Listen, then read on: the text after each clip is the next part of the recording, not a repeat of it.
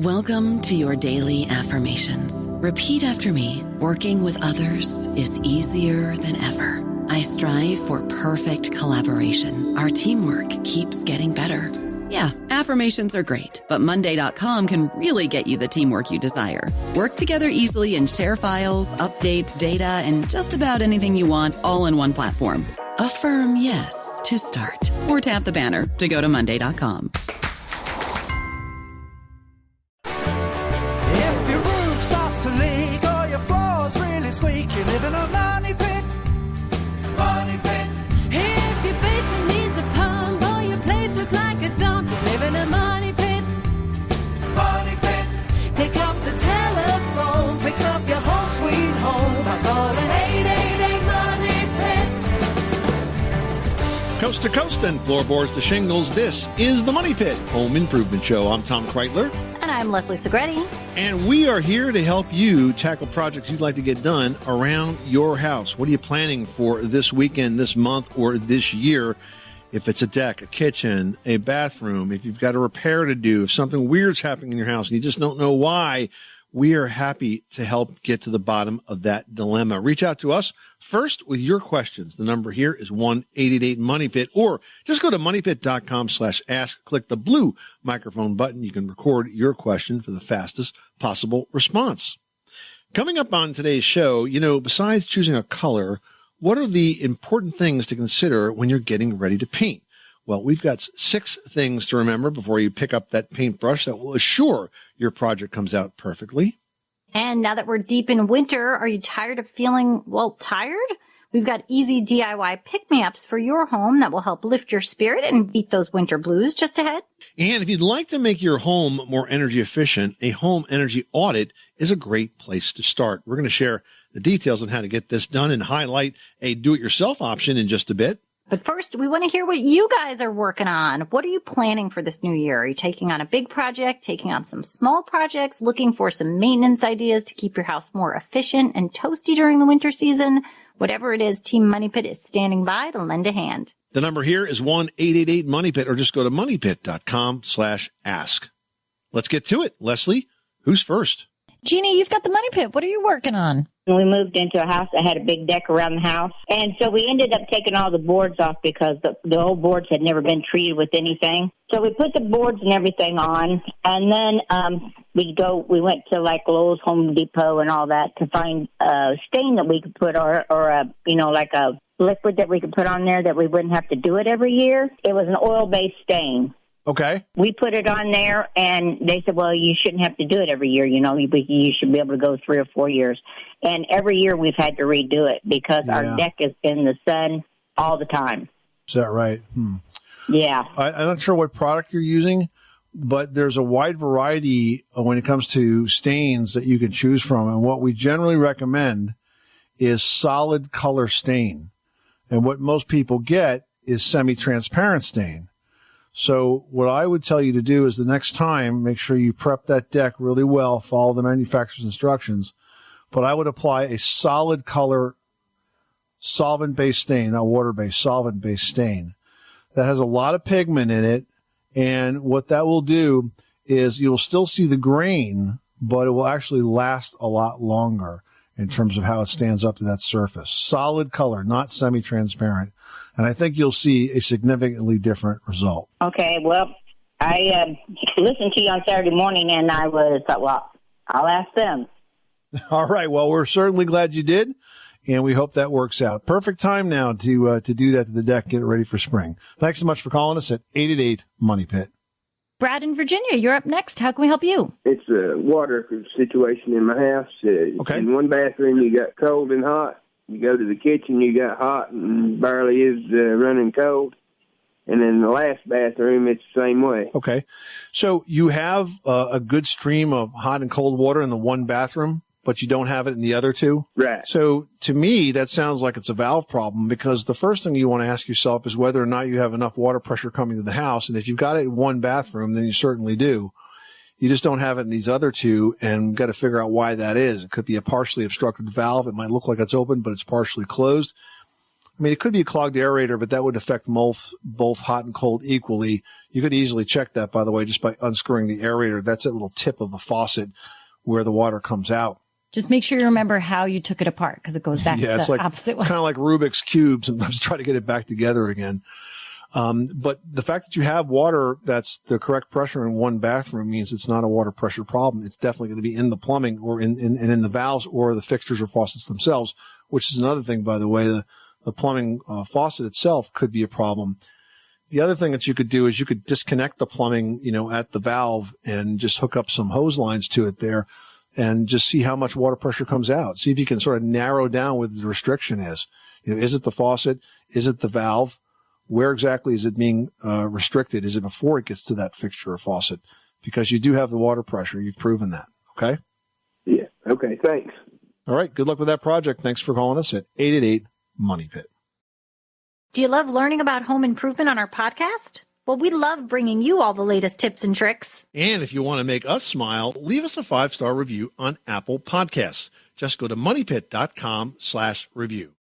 Hey, if you guys are tackling a kitchen or bath project and you want to freshen up a countertop, we've got a kit for you from our friends at Deitch Coatings that is awesome. It's called the Marble Dream Resurfacing Kit. It's a roll-on marble resurfacing kit for countertops, for vanities, or tabletops, and it creates a tough, resilient marble surface with distinct, defined veins, or you can create one with soft and swirling veins. It's going out to one listener drawn at random. So make that you. Reach out to us right now with your questions. Just go to moneypit.com/ask.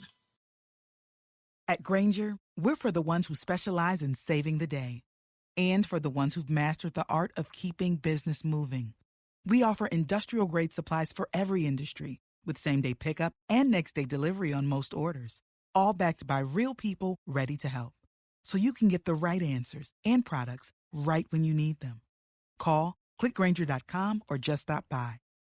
Grainger, for the ones who get it done.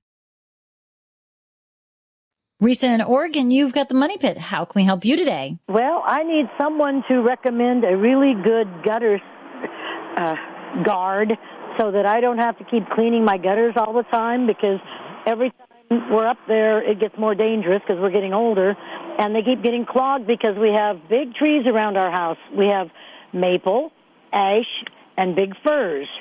And so consequently, you've got tiny little needles, pointy little feeds, and big, flat, wide ones. Okay, well, there's a number of different types of gutter guards, and on moneypit.com, we have a very popular article that kind of walks you through the different types and tells you whether or not they're worth it or not. The type of gutter guard that I seem to like the best are the ones that are mesh, a really thin mesh that has tiny holes in it that are permanently attached to the gutters themselves. And then the water basically runs through it and the leaves kind of wash off it. So I've had good success with that type of gutter guard personally. So that's something that you might want to look into. They also have different types of nylon gutter guards, or one called, like we call it, the bottle brush, where like the brush sort of lays in the gutter. But the kind that are mesh, I think, seem to work the best. There's a number of manufacturers out there that do that. And then the second type I would look at is called the reverse curve. And that's a piece of metal that goes up under the roof shingle and over the top of the gutter. And basically, because water will sort of hug that gutter guard, it will run into the gutter and the leaves will wash over the top. But if you go to moneypit.com and search for cost of gutter guards, are they worth it? You'll find that story and it'll walk you through all the options. Well, I can try, but the biggest problem I've had is the big, fat maple leaves, because they just stick to just about every gutter thing I've tried, and then the water goes over them. Right. Well, I'm telling you, I think a lot of the gutter guards that are out there, you find home centers just don't work very well. But I've found that the reverse curve and the mesh gutter guards seem to be the best. I will caution you, though, one sort of problem I have with the gutter guard industry is they tend to try to hard sell you on these systems. So I would just make sure I find a very reputable company to deal with on that. I remember having a very bad experience some years ago where I was just strolling down the boardwalk in New Jersey, and there was a home show going on, and there was a gentleman there that was just kind of pulled me out of the crowd, wanted to sell me in gutter guards, and so I just kind of let him talk. And man, I could not get him to tell me how much his product cost. He kept trying to get my wife and I home in the house at the same time so that he could try to close the deal. And I'm saying, look, what if I had a 60-foot ranch, with one-story house with 4 liters and a gutter on the front and back? I was trying to think of like the simplest gutter job I could think of. Even then, he could not, or probably more accurately, would not quote me what his prices were. So that's a problem. It shouldn't be that hard to figure this out. So just be careful, making sure you find a good guy. Head on over to homeadvisor.com and read the reviews on the roofing contractors there. I'm sure you could find one through that site. I will. I'll check yours first and go to the next one. All right. Good luck. Thanks so much for calling us at 1-888-MONEY-PIT. Thank you. Well, if you're getting ready to paint, there are a few things you need to think about besides deciding on the color. Here's 6 things to think about before you start that paint job. First, you want to measure the room to figure out how much paint you need. You can use an online paint calculator and simply enter the height and length of each wall and the number of doors and windows, and the calculator will tell you how many gallons you'll need to buy. As a general rule, 1 gallon will cover 400 square feet. Now, if you found a color that you like, bring home a paint chip as well as a small jar of sample paint if it's available, because colors look different throughout the day as the lighting changes and at night when you turn on lamps. So it's a great idea to paint a small area just to see how you like it under these various conditions. Now, the texture of a wall can also impact the paint's color. So if you're painting over plaster or textured surfaces, or you're painting over wood paneling or maybe even molding, be sure to paint a sample directly onto those surfaces as well to see how they reflect the light. Now, after you've settled on a color, you've got to decide what paint finish to get. Eggshell or satin finishes are going to work well on most interior walls, and semi-gloss is most often used on baseboards and trim. Now, glossy finishes, they are more durable and they're easier to clean, but they do show dirt more. And if you're painting a light color over a darker color, it's usually a good idea to use primer as your first coat to cover the original color. Primer is also really helpful if you're painting things like cabinets or furniture, because it's going to help adhere the paint to the surface, which generally, if you don't use primer and you're going over a piece of furniture or a cabinet door, it's all just going to slide around. Absolutely. And also remember that high quality tools are really just as important as the paint. If you kind of cheap out and buy lousy brushes and rollers, they're going to lose bristles, they're going to leave fuzz, they're going to leave brush strokes. It's just not worth it. I mean, it's really, the labor is the hard part of painting, so you want to make sure you're using good tools for that. So you invest in those tools so you can start painting and clean them properly after you're done. And if you do that, you can use them again and again and again for future projects. John in Missouri is on the line and is needing some help purchasing a new money pit. How can we help you? Me and my wife are planning on building a guest house on our property, and we were wondering if it'd be better to build from the ground up or to have a prefabricated house built. Well, either is a really good option. You know, the advantage of prefab homes is that they go together much more quickly, and there's various levels of prefabrication. You know, you can get the home built in sections, or you can get a panelized homes where the walls are assembled. And, you know, I've seen many of these homes go together, and they're extremely well built. You know, building a lot of these things in a factory gives you the ability to control a lot of things it's hard to control on the site. You know, accuracy of all the cutting and the measurements and the humidity of the wood and that sort of thing. I think either way, you really can't go wrong. And building it prefab would bring it together quicker if that's something that you're interested in. Nice. Oh, thank you. All right. Good luck. Thanks so much for calling us, John, at 1-888-MONEY-PIT, and let us know how that build goes. Thank you. Katie in Minnesota is on the line with a question about a door. What is going on? I'm having some issues with the front door. My husband bought a storm door, and it's energy efficient. Okay. And we have a door behind there, our front door, and there's getting to be so much heat between the two doors. Yeah. That it's melting the trim. Yep. That's on the other door. Yep. Very common. So here's the thing. You don't really need a storm door anymore with today's modern doors. Or usually, if they're installed properly and they have the right kind of weather stripping and the sills are adjusted so that they seal well, you generally don't need a storm door. Now, of course, all of us enjoy screen doors so that we can leave our interior door open in the warmer weather. But when you put a storm door on top of a door like that, you do get sort of a greenhouse effect where the light comes through that storm door and the heat just builds up between that metal door and the glass, and it will melt, as you saw, the plastic trim around the window pane. So that is very, very common, Katie. You're in good company with that. So I would tell you that in the summer, you don't want to have that storm panel on there. You've got to get that storm panel off and just put the screen panel in. Otherwise, this will continue to happen. Yeah, that's what we do in the summer, but during the winter. So then I had called the company, and they had said that there's a plate on the bottom where you can raise it. So we raised it, but then it's the whole door has frost, really thick frost. Is that bad for the door? Well, it shouldn't be happening in the wintertime. It really is a summertime condition because it doesn't get hot enough in the cold months to cause that melting. Oh, we have it now, and it's winter. It's not possible. I think it's probably melted in the summer because it doesn't get hot enough now, not with this kind of temperature, to melt that trim. The trim melts in the warmer weather. Right. Well, the thing is we cut the tree down. The door's black. Okay. So we just put it in. Yeah, that's not helping you either. That's not helping you either. Yeah. Is it a steel door? Yes. Yeah. Yeah. You might want to rethink that door color, but I'm just telling you that you don't need to have that storm door on it whenever it starts to get warm. And if you decide, if you are going to have it, you're going to get this problem. My husband said maybe we should just paint it white and see what it does if it's still. Well, it will be better, but I'm just telling you, this is really common, and it happens consistently in warmer weather, and it will just only get worse. Great. Okay. All right. Well, listen.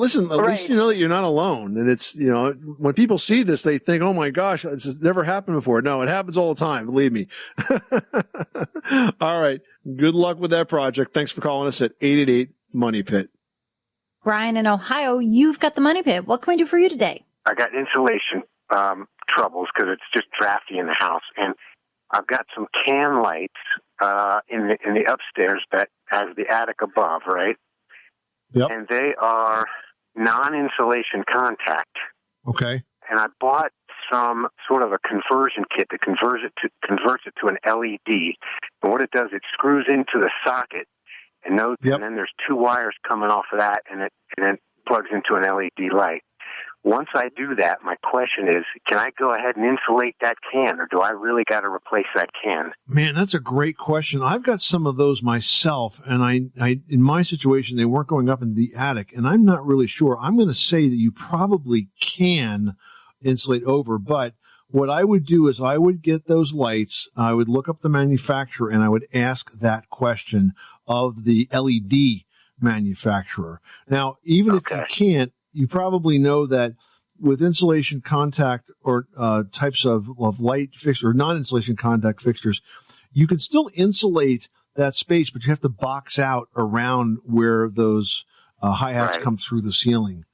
The other thing that you might want to think about doing is going up from the attic and sealing the seam between the outside of that light fixture and the drywall below, because that might actually stop some of that draft that you're probably dealing with. And I know how that goes. It's pretty annoying. But I think I would definitely contact the LED manufacturer and ask them if you have a non-insulation contact hi-hat light and you switch to the LED, you're obviously not generating as much heat, you would think, although some of the LEDs do get pretty warm. I found some of them don't, but some of them do. So I would ask the question because their engineers are definitely going to have calculated that before they put that product on the market.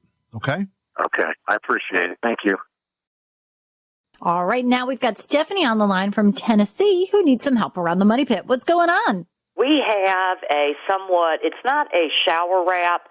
Two walls is of an acrylic type material, marble looking. And then it has a glass door with a look-through glass side. I was in the shower, and it sounded like little pop, pop, pop, pops. Now I notice I have little teeny spider cracks, just real thin, on the side wall. So I let the shower dry, put Gorilla Tape, waterproof Gorilla Tape on it, so it wouldn't get any more wet. What, no duct tape was available? Duct tape and Gorilla Tape is everybody's best friend. There you go. But I put it on there to prevent more moisture in there. Right. But it just made these little spider marks. I haven't had any more. You could barely see them, but I really don't want to tear out a shower. So the sides are acrylic? Yes, it's like acrylic marble. The head wall where the faucet and the shower head is, and the side where the soap dish is in the shower stall. Okay. So it's kind of like a liner almost, it sounds like that's over the wall structure that's acrylic. Does that sound about right? Are these cracks all the way through, or are they just on the surface? Because it might be the glazing on top of the acrylic. Okay, actually, I believe they're on the surface. And they all seem to originate from the embedded, I don't know if that's the right word, soap dish.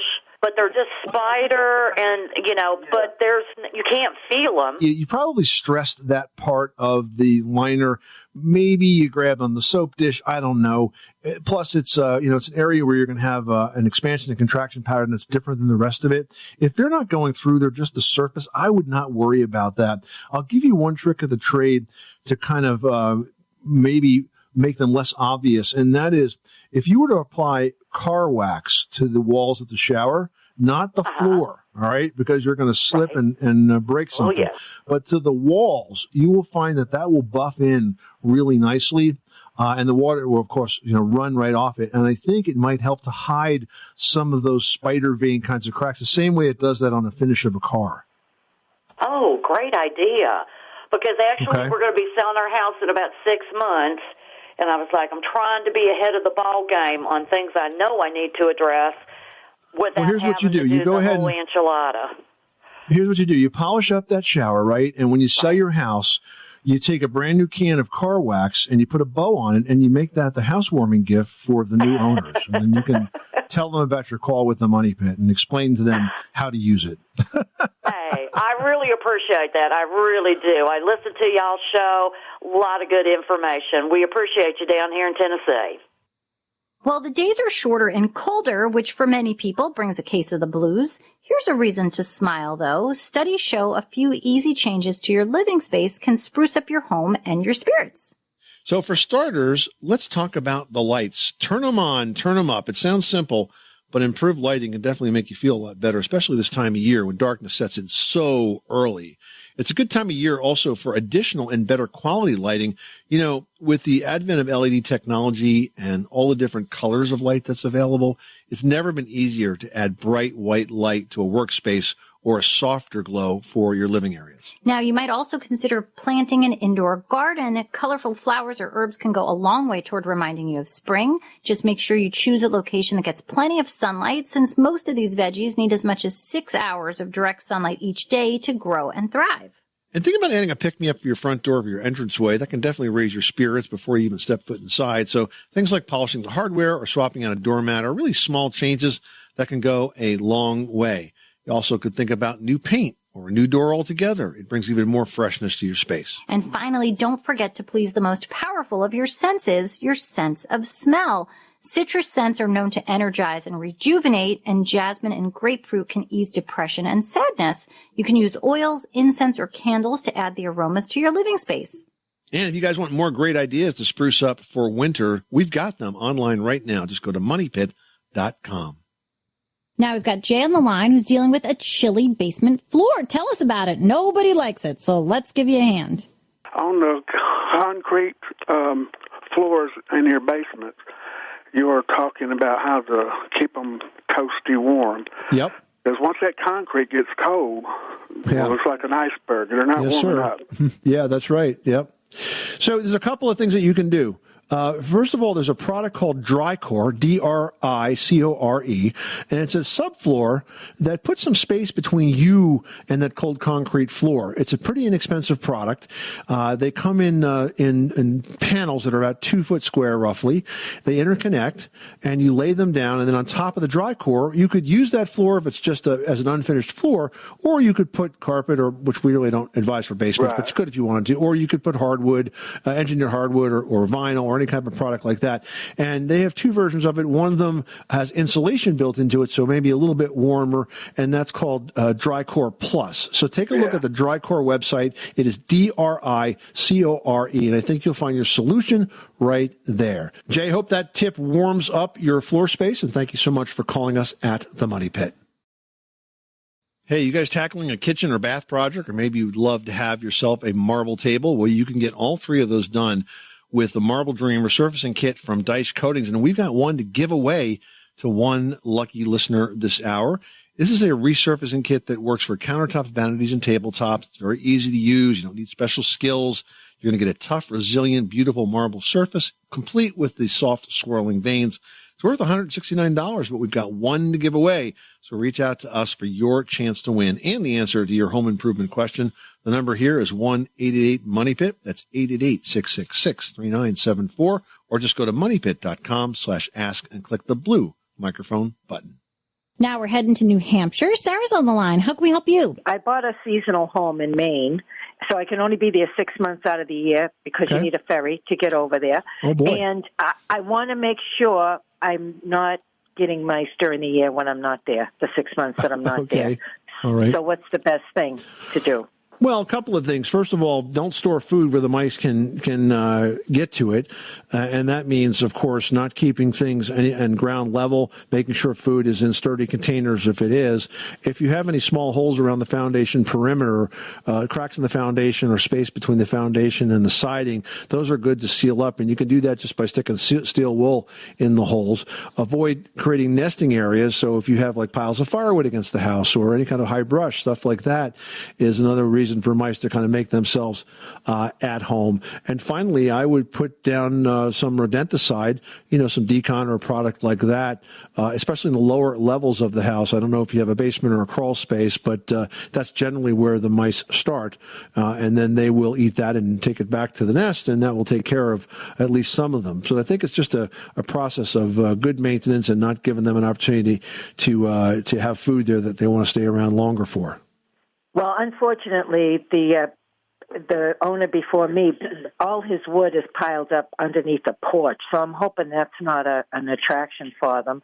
And the other thing is he did insulate underneath the home, so I'm hoping that's a deterrent. I don't think they like the insulation. Is that correct? No, actually, they love insulation. I've seen mice that will pull apart pieces of insulation to make a warm nest. Yeah, they're very energy efficient creatures. They like their insulation. But listen, I think it's good that they insulated the floor because it makes it much more comfortable for you. So those are the kinds of things. But I wouldn't worry about it unless you have a problem. And if it really gets bad, you can call a professional and they can deploy some additional tactics. Okay. All righty. Well, thanks an awful lot. I appreciate your time. All right. Enjoy that vacation home. Thanks for calling us. I shall. Thank you. Bye-bye. Well, if you're interested in making your home more efficient, the first step is a home energy assessment. Now, a home energy assessment, or audit, as it's sometimes called, is a way to measure your home's energy efficiency and where improvements can be made. Now, to be valuable, energy assessments, they've got to be thorough and they've got to be properly done. Now, most of the time, pros do these inspections in person, but remote energy assessments became more popular in the pandemic and are continuing today. In a remote assessment, you would walk through the house with a tablet or a smartphone while the assessor is online with you, kind of walking you through it, literally every step of the way. Now, you can also do your own sort of DIY home energy assessment. The Department of Energy offers a walkthrough checklist on energy.gov to guide you. While it might not be as thorough as the professional home energy assessment, it can pinpoint some of the easier areas that you can address. Now, whether you hire a professional or you do it yourself, start any energy efficiency upgrades with a home assessment. You will be glad you did because you will be determining where the best return on investment is for that energy remodeling dollar. Mike in Arizona's on the line. You've got a question about siding. What's going on? My house currently has Western red cedar as siding, but it's like 20 years old and really in bad shape. And I'm wondering, because of my local place, if I can go with a pine tongue and groove siding versus a Western red cedar tongue and groove siding, if it would be appropriate for this area. So, Mike, you want to replace the Western red cedar with pine, but you're going to basically have the same situation. The fact that you're replacing wood with wood, that pine in 20 years is going to look just as bad, if not worse, because, by the way, pine is not as insect resistant and not as decay resistant as cedar is. So if you really want wood siding and the existing wood siding is just deteriorated, I would simply replace it with more Western red cedar. Now, that said, if you want to get away from wood siding, I would take a serious look at hardy plank siding or hardy shingle siding. The hardy sidings are really well made, and they're basically a cement siding, and they are pre-painted at the factory. I, for example, have wood shingles on my house, and I have hardy shingles on my garage. And from the street, they look identical. But I can tell you that I'll be doing a lot more painting of the house than I will of the garage, because those shingles just don't wear out. How long have I had my hardy shingles? 10 years now? Yeah. All I do is occasionally power wash a little area. The house looks pristine. All I've had to do was spray a little mildewcide on it to get rid of some of the moss that likes to grow on it. But other than that, it looks perfect. It has shown no wear whatsoever. It's just amazing stuff. No, and it looks like the real deal. It looks like real shingles. So there's no, there's no downside. Yeah, so you're not picking up any benefit by replacing cedar siding with pine siding. But if you want to pick up a benefit, I would switch out, maybe go with a hardy. Or if you really like the wood, then just go with the cedar again. But this time, use a solid color stain on it. That's going to give it more protection. You'll have to do that probably about every 5 years to keep it from cracking and checking and wearing out again. Sarah from New York wrote in wanting to know, what caulk should I be using where the bathtub meets the tile? Silicone or latex? She says, I heard that the two don't mix. If I already have one type, should I stay with the same? So first of all, it really doesn't matter, because we would tell you to make sure you get all of the old caulk out. And if you're having trouble doing that, there's a product called a caulk softener, kind of like paint remover. You apply it to the caulk, you let it sit there for a while, then you can scrape away all the old nasty caulk, clean it really good. I like to wipe it with a bleach water solution before I re-caulk. In terms of the choice, if you're going to use latex, you want to make sure that it is a kitchen or bath caulk, because it has a mildewcide in it. If you use silicone, make sure it's rated for an exterior, because it has a mildewcide in it, as well as being UV resistant, which doesn't really apply in the bathroom, but still, heck, why not? Now, in terms of silicone or latex, the reason people choose latex is because it's water soluble, and you can also use your favorite trowel, which is your finger, to sort of trowel it out and leave a nice seam. Silicone, you can do the same thing, but you have to dip your finger in dish soap first. If you put some dish soap on the end of your finger, you will be able to use it to kind of smooth out the silicone. But the other thing I'll tell you is this: the trick of the trade for making sure that your caulk stays in is to fill the tub with water first, then caulk it, and then after the caulk dries, let the water out, because this way the tub sort of stretches down, and then it comes back up and compresses when the water's out, and the caulk's more likely to stay in there for the long haul that way. Yeah, those are all excellent tips and good tricks, Tom. Well, are mice using your home as their winter getaway? Leslie has some advice to keep those furry creatures away from your house in today's edition of Leslie's Last Word. Leslie? Yeah, the first step is to try and keep a clean house. Mice, rats, and all those rodents will love to make their way into your home to keep warm, but if they find a buffet waiting for them, they're not leaving. They're going to eat, they're going to chill, they're going to stay warm. So sweep up the crumbs and store dry foods like cereal and pet food in sturdy containers that they can't chew through. Now, rodents are not picky. I had a pest control pro once tell me he found rats in a homeowner's garbage who were feeding on the grease and drippings among the lava rocks in the gas grill. Blah. So disgusting. Keep the trash covered, empty those indoor containers often. Just try to be tidy, you guys. Also, cut down on nesting sites around the house. So think of things like wood piles, stacks of newspaper, cardboard boxes. Keep these items off the floor inside and away from the foundation outside. Now, this is a fun fact. Mice can squeeze through places as small as a dime. That's really tiny, you guys. So seal up potential spaces with steel wool. Pay attention to areas around pipes, vents, ducts, because they can find their way in. And baits designed to eliminate rodent infestations will work well as long as you follow the instructions, and then be sure to keep your kids and pets away from it. The best way to do that is with a bait station. So those are going to let the pests in, but it keeps your pets and kids safely away from it. And they'll go in there, they'll get to the bait, they'll get it on themselves, they'll bring it back with them wherever they're going. It's kind of like an easy way to, get the poison to where it needs to be without getting it where it doesn't. So just, clean up and get rid of the mice. This is the Money Pit Home Improvement Show. Coming up next time on the program, we're going to talk about roofs, because winter is very rough on them. I mean, with the snow, the ice, the freeze, the thaw cycles, they take a lot of punishment. That's why now is a good time to plan for any roof work you might be wanting to get done this spring. So we'll share some tips for a DIY roof check you can do safely from the ground so that you can figure out if your roof needs to be repaired or replaced. That's all coming up on the next edition of The Money Pit. I'm Tom Kreitler. And I'm Leslie Segretti. Remember, you can do it yourself, but you don't have to do it alone.